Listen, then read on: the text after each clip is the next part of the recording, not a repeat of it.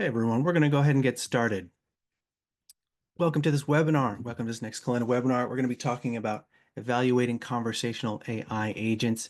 Very big topic, as you all know. In particular, we're going to have a very technical orientation here, a very practical orientation. So talking about ensuring performance and reliability in real-world applications. We're going to go through a use case. My name is Skip Everling. I'm the head of developer relations here, but our main speaker today is going to be Andrew Shi. He's our CTO and co-founder here at Kalena. Just a quick word about Kalena as we get started here. Kalena, we are the AI quality company. We're trusted by a lot of these leading AI companies and enterprises to help them with their AI systems, including evaluating a wide variety of applications, computer vision, natural language systems, LLMs, agents, as you'll see here. We are, yes, we're our goal, our mission here is to be providing the highest quality or the framework to achieve the highest quality AI systems possible. Uh, Quick mention about our first conference that we had just last year. We had the AI Quality Conference here in San Francisco. It was an amazing event. Got a photo here. We can see there's a lot of people there. We had all kinds of technology partners, OpenAI, all the big foundational model providers, as well as a lot of regulatory presence. So people who are making the rules, who are establishing the regulations and the compliance and the standards, the quality standards that are going to be relevant, particularly for systems as they are developing. If you want to check out the talks that we had from this conference, you can find them all at aiqualityconference.com. We've also got them up on YouTube. If you search for Kalena on YouTube, you should be able to find all of that content as well as here. We have lots of talks about all these different topics, including some about agent systems and definitely a lot about proper evaluation. Cool. So today's topic, just to establish what we're going to be talking about, I'm sure at this point most of you are here because you understand the potential for AI agents and their rise this year in particular. I mean, coming out of last year, there was quite a lot of new development, new potential, and already just in the month and a half of 2025, we've had quite a lot of new releases showing off these powerful agentic capabilities. And this is really, we're hitting this point of unprecedented growth. It's really revolutionizing how businesses are handling these complex tasks. So it's going from theoretical demonstration to application. Businesses are already applying these agents and getting a lot of value out of them for things like customer service. We're going to see an example of customer service type agent here today, but also, data analysis, decision making, a lot of these more complex workflows that otherwise weren't possible before this new agentic paradigm, or at least were much more difficult to establish a workflow. And the potential here, the promise here, the reason that this is such a revolution is that the throughput gain, what you can achieve is an order of magnitude more than it might be if you're using a manual process, so a human-driven process or an old automated process that requires some oversight. We're talking, 5 to 10x increases or more, depending on what type of task it is. And this, as you can imagine, makes an enormous difference and enables a whole new set of capabilities for a business beyond whatever that task is. When you're freed up from having to complete some of these tasks, that means you have more resources to do higher level work or more important work or new work to make your business more robust. So the corollary here, the important caveat here is that evaluation is essential if you actually want to achieve these gains. So trust and confidence are essential because the stakes are very high. If you have an AI agent that's underperforming or misfiring, not only are you going to lose trust and confidence in your product, you're going to lose users, you're going to lose business, and you're not going to capture the dramatic efficiency gains that are possible if you have a properly well-aligned, well-evaluated AI agent. And this is a strategic imperative. Everybody is thinking about this right now, and these agent capabilities are getting more sophisticated all the time. So your evaluation frameworks need to be able to keep up with that. You can't keep using whatever old evaluation frameworks you were using before. You need to stay up to date, trying to use the most cutting edge and current ways of evaluating these agent systems so that you're getting the most out of them. You're maintaining that trust and confidence. You're actually getting that ROI that is promised, these huge outsized order of magnitude ROI gains. And if you aren't, then your competition might. That's why it ends up being a strategic imperative. Good news is we're going to talk to you all about that today, how to build an evaluation framework that will actually let you achieve this and feel confident that the framework that you've built is actually something that's going to give you that strategic advantage instead of you, shooting in the dark and hoping that what you're testing is what you're supposed to be testing. So I'm going to pass it over to our guest speaker here, Andrew. Andrew's our CTO and co-founder. Very happy to have him here. Very smart. He's got a lot to say, a lot of background about this. I'm going to go ahead and end my slide share and hand it off to Andrew. Welcome, Andrew. Wonderful. Thanks, Skip. Let me go ahead and share my screen. And I just changed you to the host as well. There you go. Wonderful. Okay, great. So I guess I'll do a quick introduction. Thanks everyone for joining us today. Quick introduction on my part. My name's Andrew. I'm one of the co-founders here at Kalena. Career has kind of taken me through, I guess, quality as a story. I focused a lot on it for the better part of a decade at Palantir. Afterwards, I joined Synapse, a company, a startup focused on building and deploying computer vision systems for to customers such as TSA. We focused a lot on how do we make sure our models are working correctly? How do we make sure our AI systems are actually running properly? And that kind of dovetailed into my time here at starting Kalena. Really, it was a problem that we were very interested in, and so really wanted to focus on and kind of establish the proper baseline for quality in AI systems. I guess you got some of my hobbies up there as well. I'm not going to go into too much detail on those, but yeah, awesome. Hop over to the next slide. Cool. So for our agenda today, we'll be talking a little bit about conversational AI agents, just a quick overview of like what they are. I think we'll probably have a lot of familiarity with them already, the challenges with evaluation approaches and mitigations for these challenges. And then we'll do a deep dive into kind of a realistic use case using airline customer for an airline customer support agent. So without further ado, we can hop straight in. Cool. So if you joined our webinar last week, where Skip was presenting a bit, the slide should be familiar. Just a quick overview of what AI agents are. Specifically, they're intelligent workers. They basically take a task and they break it down into different components, and they chunk, like they separate those components, decide on a way to handle that, break those out into different tool calls, take the outputs of those tool calls, iterate, combine them, synthesize, like generate analysis, perhaps take real world actions such as calling APIs and like buying things or making changes to underlying systems. So unlike simple chatbots, I think the power here is really in how they can actually kind of affect the world in genuine ways.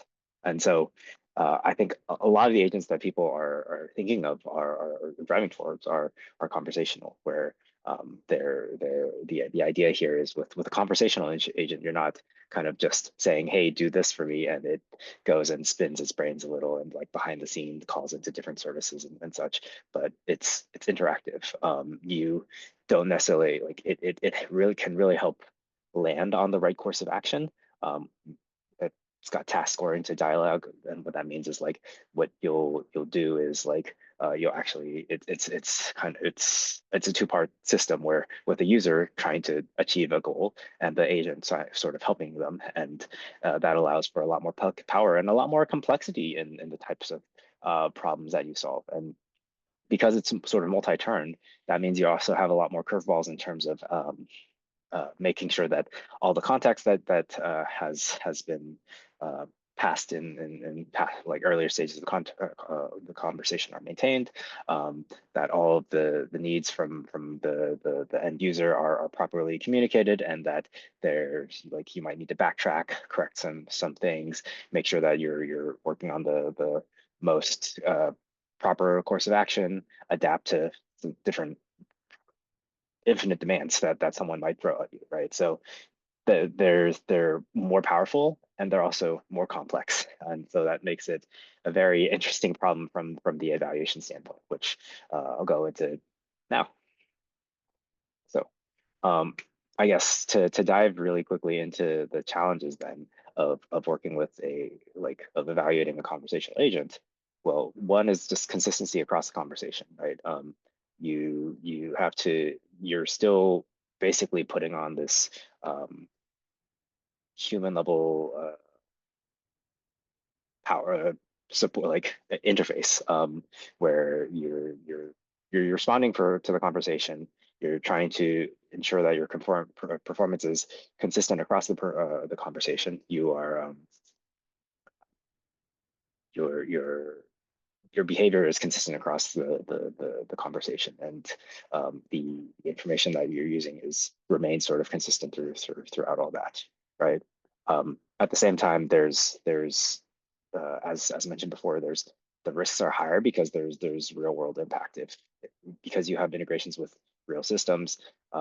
If you have a poorly behaved agent without well-established boundaries, just thinking for the flight example, like you could end up in a world where some malicious actor goes and books a bunch of flights, and the payment is bounces or some way, but like your agent has the power to sort of bypass all that and say, hey, everything's okay, right? And that can be problematic. And so you want to make sure like the importance of testing and evaluation on these systems is higher than ever. Um, Additionally, the failure modes are sort of like are fairly complex, because they're multi-turn, because they involve a user as well as a AI agent. The amount of the branching that can do is fairly involved, and you can kind of think of it as if you go on the phone with like if you're doing customer support, you'll get all sorts of people who are like calling into like a support desk, right? Like most people will probably be genuinely friendly and helpful, and just they just want their problem solved. Some will be very frustrated and will have attitude, and some will be confused and insistent on things that aren't within the scope of like what that agent should be doing, and your system needs to handle all of those, right? And so there's a lot of breadth and a lot of depth in how um in the complexity here. And lastly, kind of the multi-turn nature of it makes it like more convoluted and more difficult. And that can take basically for kind of a naive system, like what you would expect is, hey, I have for a testing process, you would say, hey, given a particular input, I expect a particular output. Can we make sure that we are behaving consistently across that check across the board? However, because this is not just a simple input, simple output type function, but like a multi-turn conversation. If your users, if your user inputs X, your system input like outputs a response to X, and then the user then let's make this a little bit more concrete.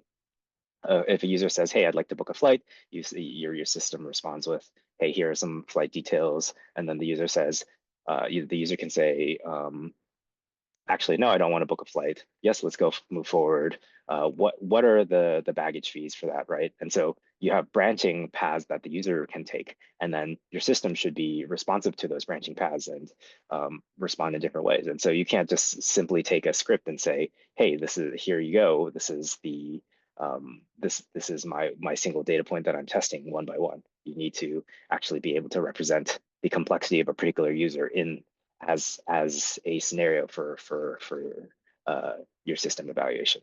So hopefully not too much rambling there, but like I think that these are really cool problems to tackle, and so go in a bit of depth here.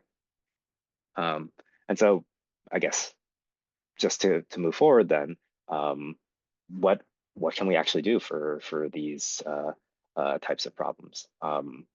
So in this case, for really testing this kind of system, because it is very interactive and touches multiple pieces. You have your tool calls, you have your chat itself, etc. Um, you want to take as much of a unit testing focus as possible. And I think this is just general engineering practices. Like you want to make sure that your testing pyramid has as many small unit tests and like small, well-contained tests as possible, because that allows you to have the most sort of visibility into each of the behavior and how it changes across different ways. And so what that means in this case is you don't want to test you do of course want to test like the whole pipeline end to end and make sure like your end tool calls are correct and like the end state is fully correct. But you also want to make sure that you separate, like you have tests that separate kind of tool functionality. Hey, was the tool called correctly? Was I calling the right tools? Were the tools called with the right sort of parameters? Kind of there's kind of do like nuance levels of complexity here, and you want to sort of have visibility into the smallest pieces as much as possible. Um, you want to go through with scenario-based testing. So how do you actually represent what you test? It's at this point it's a full-on scenario, right? Your system can be held relatively constant throughout, I guess, multiple, or sorry, at each iteration of your system can be held more relatively constant, but you want to be able to test multiple scenarios, and those scenarios can be things like irascible customer, or friendly customer, or flat out confused customer with different needs, different like base states, et cetera, into your system.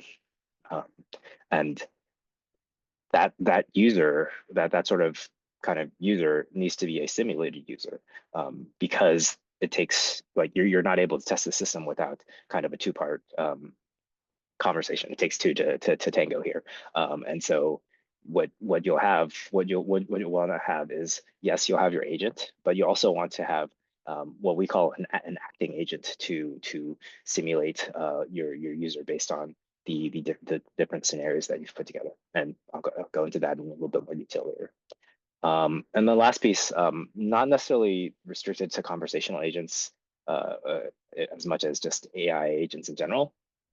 You'll want sort of hybrid evaluation methods, and this is meant to sort of tackle the problem of in some, like, a lot of these LLM systems are best sort of evaluated and judged with an LLM judge of just like, hey, was the behavior here correct? Because it's not easy to just give me a binary yes no in many cases, but also a lot of problems are like still mappable to kind of a deterministic metric, or a deterministic and in that, like, by having as many of those deterministic and clear cut as possible, that really allows you to focus on kind of different aspects and different qualia of how your system performs. Like one of the pain points with kind of these LLM based judges is that because their behavior and their judging is a little bit inconsistent, it can make it very difficult to actually debug certain problems. And so as much as you can, like, use your deterministic metrics, and but like to have the wide breadth, you're going to have to rely on LLM judges. So I guess that was the quick brain dump of, I guess, how we think about like addressing some of the challenges. Really quickly, just to tie this into more than just evaluation, but like just the whole overall iterative process of developing and improving a conversational AI agent. And this really should be like a cyclical diagram, so I apologize for this. Um, but like it's kind of the quick iteration software diagram. It's still in many ways where you first throw together a prototype or an MVP. You get that, you you iterate on that quickly and just try to get that out there. But as you discover that there's edge cases and improvements that like the real world throws at it, you start putting together benchmark data for this. And this will vary in terms of like how involved you want to be. Like clear in the early stages, of course, you just want something quick that'll let you improve quickly. But as you sort of chase more and more problems, like it becomes more worth it to invest in better curated, well-managed benchmark data. And so this benchmark data can be as simple as, hey, here are some logs from the real world that I'd like to track and make sure that I'm improving against, to, hey, we've put a little bit more time into like putting together proper ground truths and properly distilling kind of these scenarios down to their bare bones essence. Um, uh, and once you have that benchmark data, you want to sort of actually run through your tests with the closed testing loop, in which case you leverage kind of the acting agent that I mentioned before. Party A, party B need to have a conversation together. That gives me the full sense of like how my conversational agent actually performs.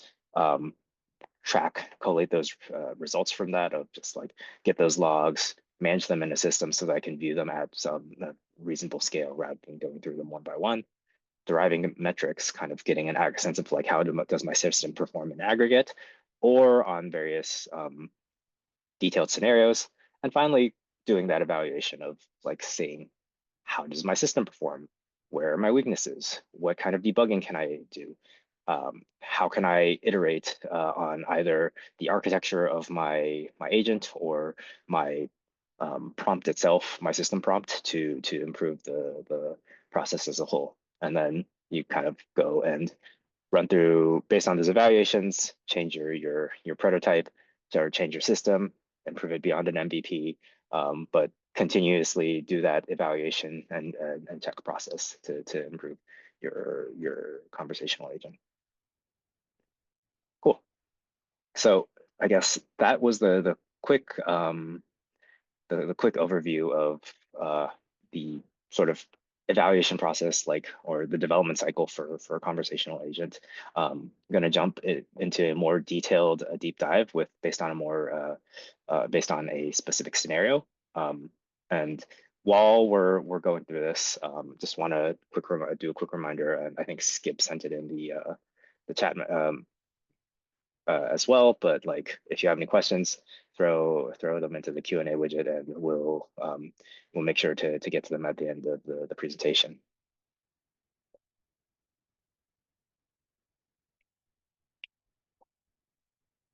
Cool. So I will go ahead and switch over my screen share, because I think um, I have an additional tab to show off here. So I'll switch over here. But the quick let's walk through the scenario a little bit.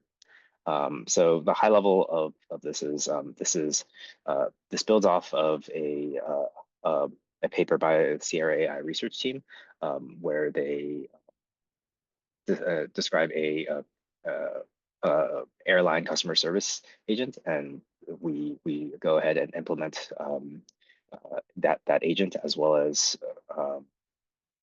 make some important sort of decisions as we iterate on it, tweak some of the architecture, go through and try to improve it, etc. So let's first look through the data here and talk through this kind of scenario that's meant to be fairly realistic. So what I'll do is go ahead and click onto what I have on Kalena here as a platform. Is I have this data loaded in.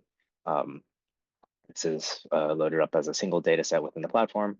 And what we have here is basically several, tying back to kind of that previous scenario-based evaluation approach, several scenarios for users trying to work with an airline. So for example, Anya Garcia here is trying to just figure out how many suitcases she can bring on her upcoming flight.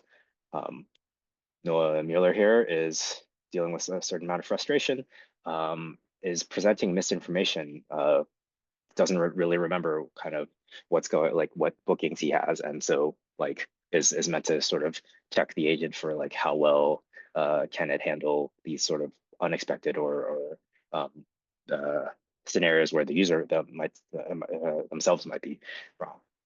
And so to highlight what we have here is I think core to the scenario, you have kind of the text of the scenario itself, kind of describing what's going on, as well as like some ground truth data here for um, basically which actions we expect the agent to take. So they should be getting get reservation details. They should be sending a certificate to NOAA based on the guidelines that are available to, or sorry, based on the policy guidelines that it's enabled with. And I realized, sorry, that I didn't go over this high level overview picture. I kind of jumped straight into the data itself, but basically the system is set up so that we'll have this initial early stage agent set up with an underlying LLM, a system prompt, and some policy guidelines. We set up a testing pipeline with these various scenarios. It pairs with acting agents, with Kalena's acting agents tool to sort of have these, make it easy to test and have these sort of conversations at scale. And then we evaluate the system based on metrics that are easy to sort of set up and define within the Kalena platform. Cool. So based to carry on from here, in addition to this information, what we have set up here is acting agents within Kalena, where expand this a little bit. Basically, this is a simple acting agent setup so that wraps the instructions from from each data point and wraps it with a prompt. So basically saying, hey, you're an actor who is doing this. Here are the rules for your acting agent role. How do we make sure that like any sort of additional controls or behavioral things that the acting agent should be doing, the model that it's sort of set up with, and then kind of here's some logs from like actual just threads with the acting agent that we send off in parallel. So because for each scenario, we kind of have to set up a new conversation base for that agent. We've gone ahead and just run through our testing with this agent already. This is more just illustrative to kind of see, make sure like pull back the curtains a little bit and show part of that process. And so based on the sort of this conversation, let me go ahead and just pull up one of the models here where we configured our conversational agent with GPT-4o. And we can view some of the details here and in the studio. So at the bottom here, we have kind of the data point level details here, but we also have model level details here. And the things that I kind of like to draw attention to, for example, is this standard JSON message log. We can change the visualization again here. So highlight the role and content policy keys, and we can basically see a sort of log of the conversation where on the user side, this is the acting agent, and on the assistant side, we've got the actual conversational AI. And so we can kind of see, hey, how did things go back and forth? How did the scenario actually play out based on our testing? And I won't go over all the details here, but basically this was run through for every single scenario as well as for every single iteration of the conversational agent. Uh, yeah. So I think we talked through the scenarios, we talked through the acting agents here. I think the last thing I want to highlight is sort of the metrics for how well the system performs. And so I mentioned kind of both hybrid metrics. I want to highlight a little bit kind of the extractions tool within Kalena for doing those, where basically we have these LLM prompt extractions that pass kind of the result outputs and like the expected data point outputs and kind of derive additional metrics for you. And we use that for evaluating how well a model performs. And so with this, we've got comparisons that give you a correctness score, an efficiency score, various metrics to judge and determine how well a system's doing. So with that high level overview, let's dive in just a little bit more. So I'll go ahead and pull up this quality standards view where we've decided what are the metrics that we care about. We care about correctness on our system. Ultimately, did it do the right thing for the user? Efficiency, like how roundabout did it, like did it take many more steps than was expected? Policy adherence. We have a policy for what the agent is allowed to do or not, and like if it's problematic if it breaks out of that policy. And user experience, like did the user seem like they had a solid experience? Like was like obviously you don't want your system being rude to the user, but also just were they like even if they didn't get what they were looking for, like were they like handled and were they treated fairly and justly, right? Um, we've also broken down this data into various scenarios or higher level kind of situations that we want to look through. User membership. So based like, do we have any sort of bias in performance on the acting agent side if the user is a gold member, regular member, silver member? Um, that's something that we should highlight and have visibility into. User intent. What was the user actually looking to do? Like, were they trying to book? Were they trying to cancel?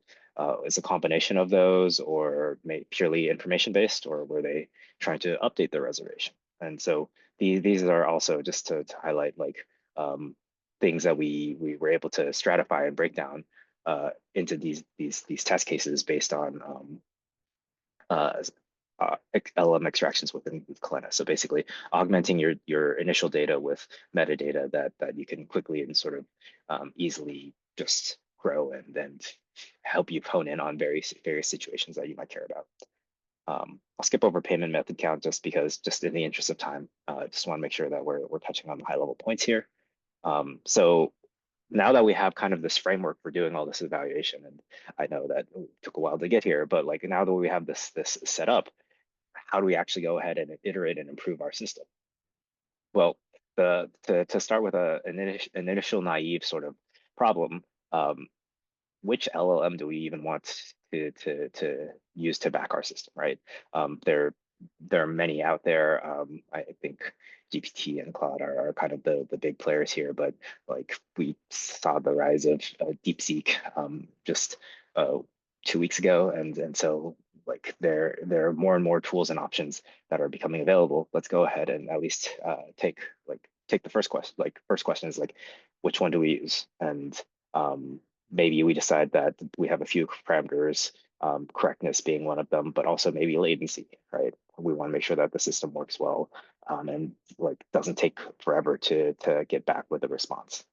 And so what I'll pull up here, and let's pull up our standard report card here, is what we did is we ran our system, or sorry, we ran through kind of this evaluation testing criteria with these various models: Claude 3.5 Sonnet, GPT-4o Mini, GPT-4o, just to see how well it performed on these various dimensions and on these various metrics. So let's actually start with operational metrics, just to provide some visibility here. And what we have here is that green means that it's performed better. Or sorry, green here in this column means that GPT-4o Mini scores better on these operational metrics than Claude 3.5 Sonnet. And so we see from the cost side, okay, yes, 4o Mini is significantly cheaper to run these things. On the latency side, it also appears to be significantly faster. But interestingly enough, let's go ahead and switch our baseline model. It looks like GPT-4o latency-wise is fairly similar. And so I think a lot of this is just purely coming from the API request, and the model execution time is not a significant factor here. And so if we care purely on latency, then it might make seems like the judgment criteria here, we would say, okay, GPT-4o and like it seems to work equally well as GPT-4o Mini, whereas Claude 3.5 might be a little bit poorer in performance. But obviously, we don't want to be singular, like operate like pick a model solely based on how fast it is, right? Like it needs to work well. So let's switch back over to our report card here. Let's go ahead and set Claude 3.5 as as our baseline model, and we can kind of see based on kind of the LM aggregations of the LM extracted data, that a correctness of like, hey, based on the expected actions and based on the actions you actually took, how well do they line up? And across the board, well, one thing that I'll highlight is that our scores don't really get much higher above 50%, and so there's a lot of room for improvement here. But clearly, in 4.0 mini, your scores are significantly worse, and so it's that seems to disqualify it for usage here. If we look purely at Claude and 4.0, sorry, we'll see that and the coloration here is based on a kind of a significant score, and so it's based on is this the value significantly different from the baseline round, so rather than purely is it higher or lower. And so that allows you to see the most significant, most statistically significant improvements and regressions here. And so we kind of see across the board, 4.0 seems to perform similar to Claude, might actually be a little bit more better on the efficiency side. There are some aspects based on these scenarios that we flagged that it might perform better or worse, but overall, if I were to start out with throwing together the system, it seems like 4.0 is a good system to start with. And so let's go ahead and decide that let's use 4.0 as our baseline, and let's begin to like iterate to improve based on 4.0. So then the next question is, well, now that I have GPT 4.0, where do I actually go to improve things? And this is kind of where this single model view helps, where the coloration here is now based on the test case membership performance. So the booking maybe like for all instances, for all scenarios that were involved with booking, how does it compare against the overall population? And we can see that booking seems to underperform here for GPT-4o. And my natural thought process here is, well, let's take a look at that. Can we improve performance with regards to correctness on the booking side of things? Let's sort this from low to high. And so this kind of gave us our scenario for booking within for booking scenarios within with GPT-4o as the model that powers the conversational agent. And so one of the things that we also extracted with the correctness type information was also reasoning on like why did the model perform well or poorly here on these various scenarios, right? And so, for example, in this case here, it looks like the reasoning for a low correctness score was that the agent provided an incorrect baggage count by setting total baggages to 0 instead of 3. And so maybe it didn't focus quite as much on the nuances of, hey, this person is a gold member and therefore they should have certain free baggages and therefore like I should behave one way versus the other. And kind of you get sort of into the nuances of why conversational agents are hard. But let's decide as initial pass, let's improve our prompt a little bit. Let's go ahead and make sure that there's more guarding around here just to say, hey, like we should improve, like we should make sure that like we take into baggage counts into consideration, et cetera, to make sure that the system is properly aware of it and run through another iteration here. And what we did was, and for the interest of time, we went ahead and made that change. We went ahead and pushed that up as our V1, and we'll just load that data in. And what we can now do is we can go ahead and, well, first let's go ahead and view the change in system prompt with this nice diff tool. So system prompt wise, looks like we've cleared out some white space. But then there's an update for information about payment, about like how certificates should be used, doing some more validation on price to make sure that's not an issue. But also with baggage counts, making sure that like the user's intended baggage information is properly included with the request. So helping to improve that sort of scenario. And so obviously you'd expect that, hey, improving this would then that thus means that your system's all better. Great, we've improved the prompt. Everything's great. Um, but to really kind of see how things are performing, you kind of want to view things across the board. And so let's go ahead and go back to this report card view and this sort of naive approach of, hey, improving things on the booking side of things, improving that prompt. It did lead to an improvement in the correctness on booking, but then it also seems to have led to a regression on cancellation and update type requests and an overall regression in how my system performs. So that simple prompt tweak had, I guess, rippling consequences, right? And really, without an evaluation tool or like an evaluation type structure in place here, you don't really have that in place. Like with what we have here, it's kind of very obvious, and you can actually just see performance of your various models. Let's go ahead and limit things only to correctness. And then you can kind of see performance of your various models based on their various iterations on that correctness. And you can kind of see, okay, well, actually, our baseline probably performed the best, and we should not be deploying kind of this improvement here because it caused regressions in other places. Um, so yeah, overall here, that by running through a full-on evaluation process, you were able to identify and sort of help avoid kind of regressions within your system as you iterate. And I think this is obviously a little bit of a simplified example here, but the as you do this with it within the real world, like what you would end up doing is you would throw on more sort of prompt iterations. You could probably do many at once. You could compare and contrast how they performed and identify kind of which one is the best performing, kind of similar to hyperparameter tuning with more traditional model type systems. Um, I know I kind of rambled a little bit. I went very deep here on a very specific problem, but I think that goes to illustrate kind of like some of the exciting parts and also the nuances with working with these systems. Um, that's about it for what I have to show for you today. But like, thank you all for hopping on and uh, chatting or like, sorry, listening to this webinar presentation. And happy to go over some questions and thoughts based on what we've shown today. There we go. Skip, let me go ahead and make you host again.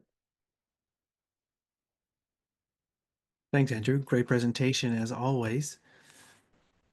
Yeah, just to hammer home the complexity for evaluating these AI agents, and a lot of these uh, results are intuitive. We know intuitively as humans what we want these customer agents, how we want them to respond. We want them to respond in an intelligent way, in a human way, in a way that's reasonable to us, but being able to see that and designing a testing framework, an evaluation framework to actually discover that is nuanced. It's complex, and it requires looking at a lot of different things together, which is exactly what the Kalena platform is designed to help show.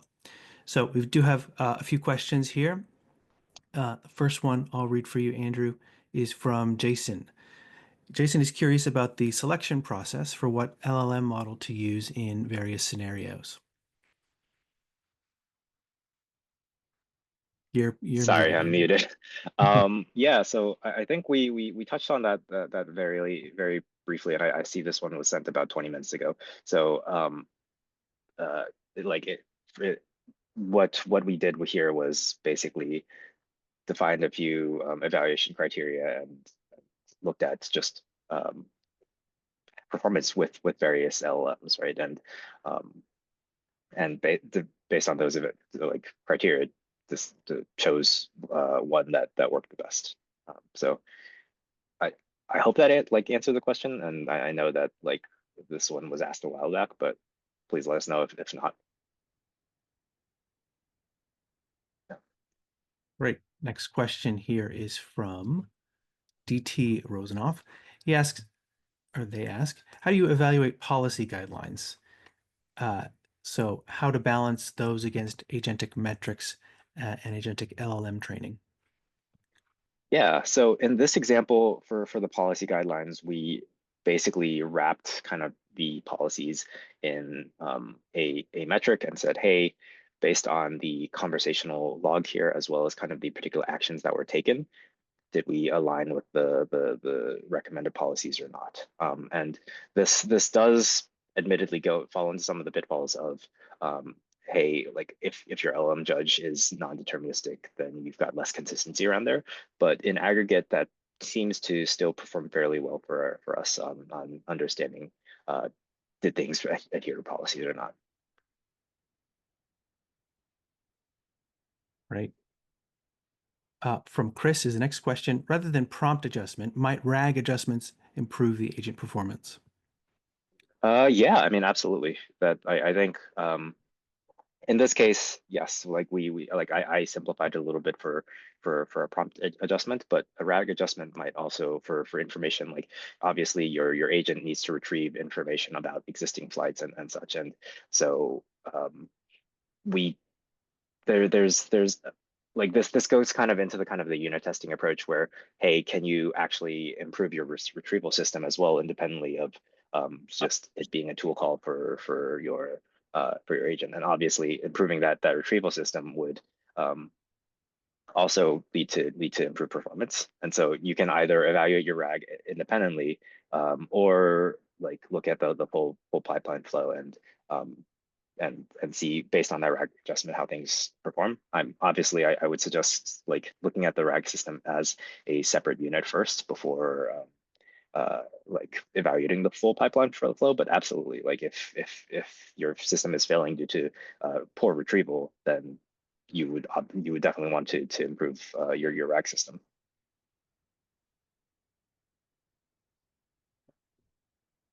Next question from Chris Fries. He's interested in this specific use case here. He wants to create a multi-agent MVP for video scripting and editing using a text to video.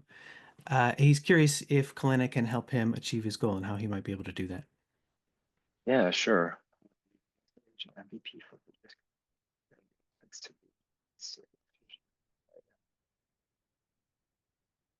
um, yeah, so I think there's I guess a few ways that to go about doing this. Um, in general, like regardless of how your system works, like you want a process to um, iterate and aggregate outputs and sort of map them into metrics. So text to video is a little bit tricky because of kind of how you actually define a metric for the video. It's ultimately, hey, did this video adhere to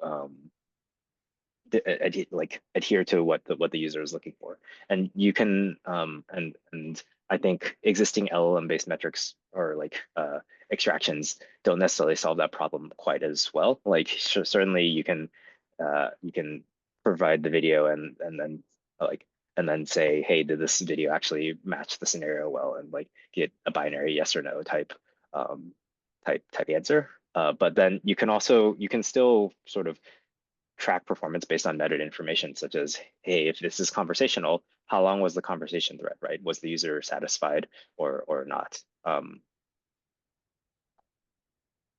Yeah, and I think the key the key that this lands on is um, basically you still want to have that sort of structure where you throw together an MVP, run through and like run through some initial iterations, track kind of some key scenarios for benchmarking, etc. Hope that helps. Yeah, thanks for your question, Chris. Next question is from Alex. Alex is asking for a non-coder use case. How is Kalena different from things like Replit and Bolt in terms of building AI agents? So Kalena to sort of highlight where we stand, like we're our focus is on AI quality, and so the system, like what we have in place for our platform, is focused a lot on the evaluation process, and so we have deep sort of tooling for kind of how can users easily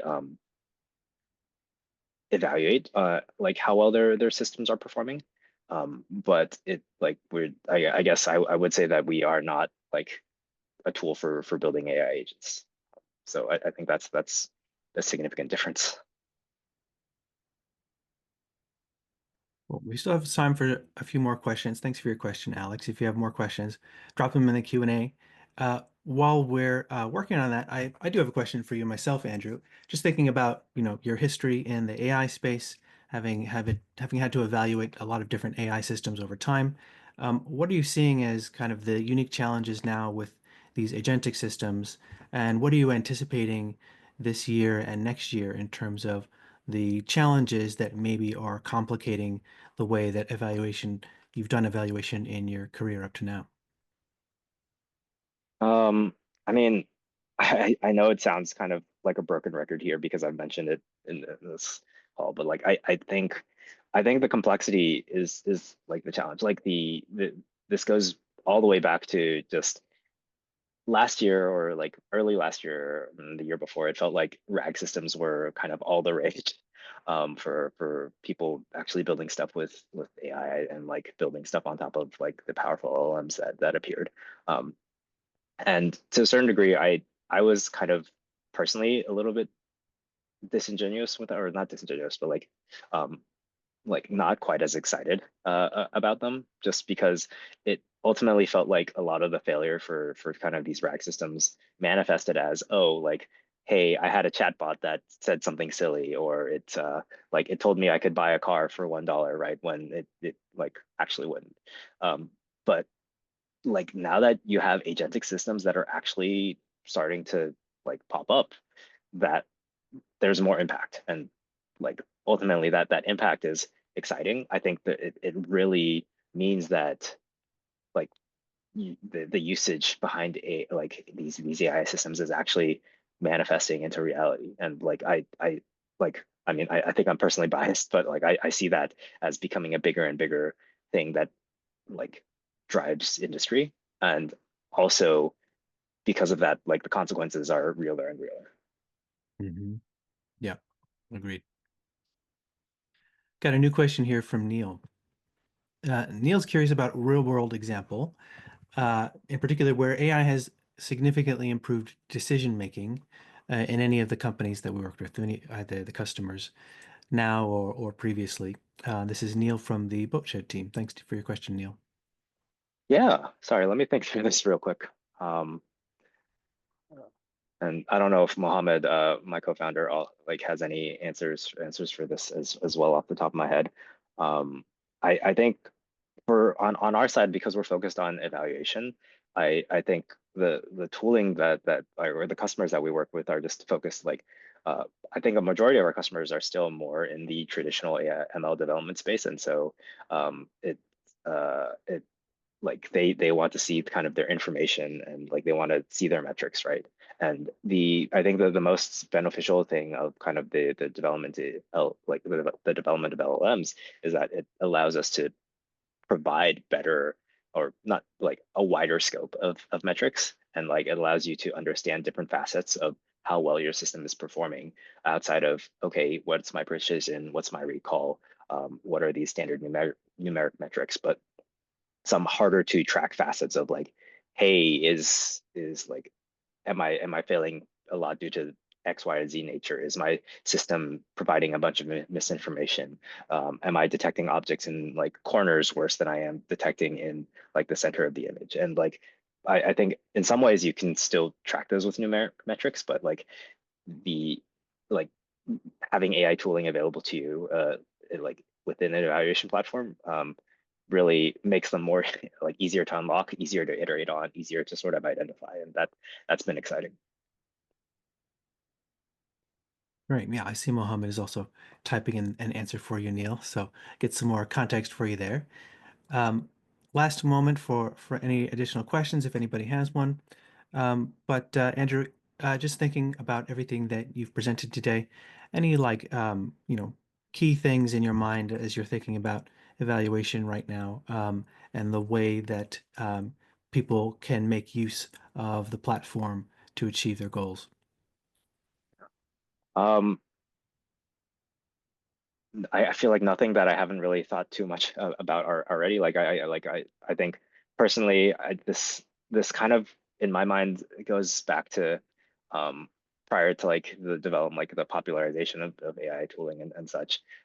Like even with traditional software, like um, testing is in some ways unsexy. It's like, okay, like I have to go and put together like write together like my integration tests, my unit tests, make sure they all run properly, and like it doesn't actually, it's not the exciting feature, but like it really drives the value in many cases, right? Like your system needs to work, and with something that is more black box like tools that build on top of AI, that sort of that that's doubly as important. Great, great. Well, thanks again for your presentation, Andrew. If any of you have additional questions that we weren't able to get to or that you think of later, we would love to have you reach out to us. I've got on the slide here, this is a link, the QR code. You can scan that and it'll also go to the same link, or you can just go to kalena.com agents-demo, and that will get you in touch with somebody on our team. You can ask us about anything you saw here today or anything else you're curious about in terms of AI quality evaluation, AI agents, and anything else like that. We would love to hear from you, and we're excited to share this tooling for you to help you build and evaluate the best AI products that you can. Really appreciate your attendance today. Really appreciate you, Andrew, for giving us this deep dive. A lot of info there, and looking forward to seeing you all at the next webinar. Thank you very much. Have a great day.